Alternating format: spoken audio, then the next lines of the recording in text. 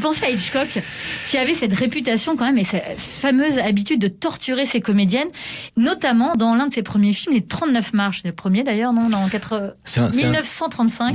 Oui, c'est un de ses premiers. Oui, c'est vrai qu'il était un peu sadique, faut quand même dire ça, Hitchcock, avec ses actrices. C'est une peau de vache, quoi. Ouais, voilà, c'est ça.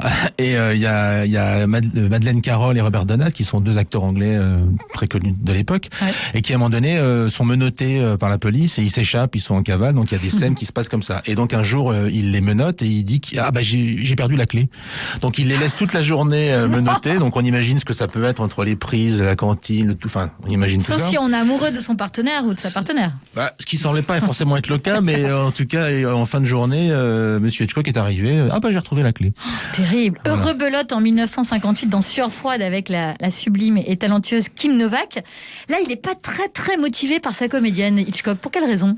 En fait, sa grande comédienne à Hitchcock, c'est Grace Kelly. Donc, quand Grace Kelly arrête le cinéma et qu'elle devient princesse, et qui finalement toutes les autres seront jamais aussi bien. Ouais. Donc, Kim Novak raconte qu'elle pense qu'elle n'était pas le bon choix et que Hitchcock s'en est rendu compte pendant le film.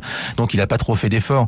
Donc, c'est son film, ça paraît fou. Oui, c'est ça. Mais bon, des fois, voilà. Et puis aussi, il y a eu des rapports de séduction.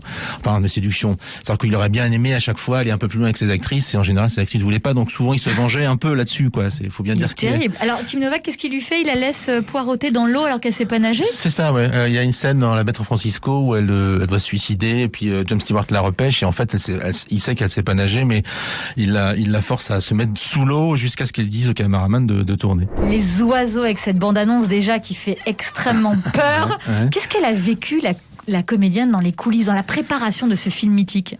En fait, à la base, elle n'était pas actrice, elle était mannequin, et il a voulu la transformer en actrice. C'était un peu son mentor, donc il lui a fait signer 2 contrats pour Les Oiseaux et Pas de printemps pour Marnie.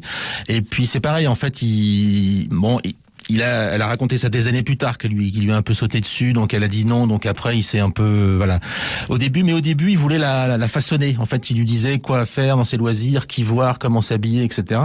Et puis dans sa vie perso, dans sa vie personnelle, oui, c'était un peu étouffant comme situation.